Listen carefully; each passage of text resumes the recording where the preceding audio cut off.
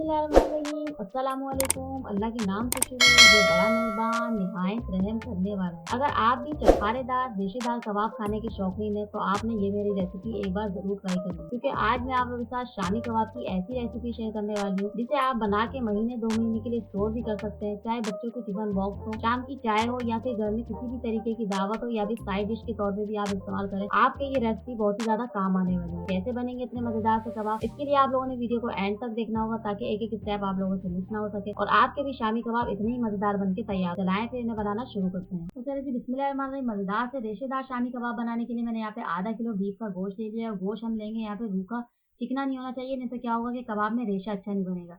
अब इसे रख देंगे साइड में। अब यहाँ पे एक बाउल में मैंने चने की दाल ले ली जो कि है 250 ग्राम।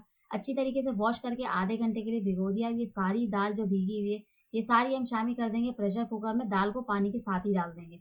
इसी के साथ शामिल कर देंगे सारा धुला हुआ गोश्त और शामिल कर देंगे 1 टेबलस्पून साबुत धनिया, 1 टीस्पून जीरा, इसके अलावा 1 टीस्पून काली मिर्च, 4 अदद लौंगे, 1 बड़ी इलायची, 1 दालचीनी का टुकड़ा, 4 अदद शामिल कर देंगे स्लाइस में कटी हुई प्याज, 2 टुकड़े शामिल कर देंगे अदरक के, 4 अदद यहाँ पे शामिल कर देंगे लहसुन और 15 से 20 शामिल कर देंगे यहाँ पे साबित वाली मिर्चें, 1 टेबलस्पून नमक, 1 टीस्पून हल्दी पाउडर। और इन सारी चीज़ों को अच्छी तरीके से मिक्सिंग करेंगे और 15 से 20 मिनट का यहाँ पे कवर लगा देंगे, प्रेशर लगा देंगे ताकि ये दोनों ही चीज़ें अच्छी तरीके से नरम मुलायम हो जाए, सॉफ्ट हो जाए गल के। दाल और गोश्त को पकते हुए 15 से 20 मिनट हो गए। अब सबसे पहले हमने क्या करना है, प्रेशर निकालना है कुकर का सारा, और प्रेशर सारा निकल जाएगा तो फिर उसके बाद कवर हटाना है। फिर यहाँ पे चेक करेंगे कि दाल और गोश्त कितना गला है।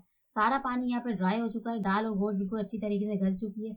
अब घोटने की मदद से इसको अच्छी तरीके से घोट लेंगे ताकि ये सारा ही मिक्सर अच्छी तरीके से मिक्स हो जाए और ये पिस जाए। यहाँ पे हम लोग चॉपर का इस्तेमाल नहीं करेंगे क्योंकि ये बिल्कुल पेस्ट हो जाएगा चॉपर में और ये रेशा अच्छा नहीं बनेगा कबाब का। ये सारा मिक्सचर बिल्कुल घुट के रेडी हो गया। अब इसको खूबसूरत से बॉल में निकाल लेंगे और फिर इसको ठंडा करने के रख देंगे 5 से 10 मिनट के लिए। मसाला ठंडा हो गया। अब शामिल कर देंगे हाफ टी स्पून भर के कुटा हुआ धनिया, एक बारीक कटी हुई प्याज, आधी गड्डी हरा धनिया, आधी गड्डी पुदीना और यहाँ पे थोड़ी सी चॉप की हुई हरी मिर्च शामिल कर देंगे। एक अदद अंडा शामिल कर देंगे और इन सारी चीज़ों को अच्छी तरीके से मिक्स कर लेंगे। अब यहाँ पे सबसे अहम स्टेप मैं आप लोगों को मैं यहाँ पे बताती चलूँ, अगर ये मिक्सर आप लोगों से ज़रा सा भी गीला हो जाता है, थोड़ा सा भी सॉफ्ट हो जाता है, तो आप लोग क्या करें, इसको आधे घंटे के लिए फ्रिज में रख दें तो ये बिल्कुल यहाँ पे सेट हो जाएगा, हार्ड हो जाएगा थोड़ा सा। अब यहाँ पे कबाब के शेप देंगे गोल गोल यहाँ पे। अब कबाब बनाने के लिए यहाँ पे थोड़ा सा कबाब का मसाला उठाएंगे और उसको हाथों की मदद से इस तरीके से गोल गोल घुमाएंगे और कबाब का शेप देंगे। इसी तरीके से हम लोगों ने यहाँ पे मीडियम साइज के कबाब बना के तैयार करने हैं। अब यहाँ पे आप लोगों की अपनी चॉइस है, आप लोग किसी भी साइज के बना के तैयार कर सकते हैं, अपने हिसाब से छोटे बड़े कबाब रख सकते हैं। यहाँ पे सारे ही कबाब मैंने बना के बिल्कुल रेडी कर लिए।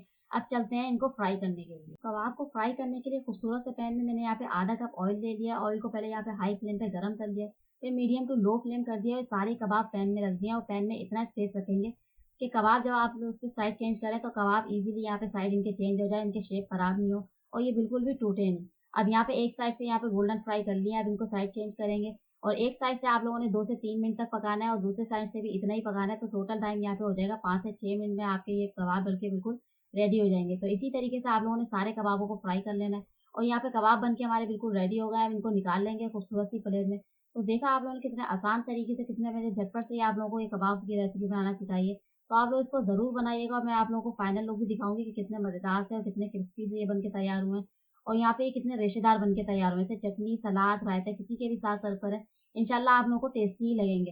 तो ये देखिए कितने मज़ेदार से लग रहे हैं, दिखने में ही इतने टेस्टी लग रहा है, तो खाने में क्या इसका टेस्ट होगा। तो लाज़मी बनाइएगा और मुझे बताइएगा कि कैसे बने। इंशाल्लाह फिर आऊँगी एक मज़ेदार सी रेसिपी के साथ। तब तक के लिए मुझे दीजिए इजाज़त। अल्लाह हाफ़िज़।